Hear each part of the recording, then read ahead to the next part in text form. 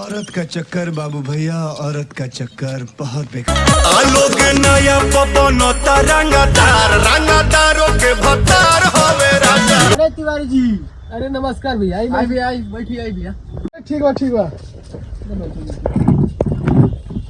तब काल बा बाबू लोग ठीक बा भैया। तब झगड़ा भई रहल का कही? हाँ भाई लाला, हाँ परसों हुआ भई रहे भैया।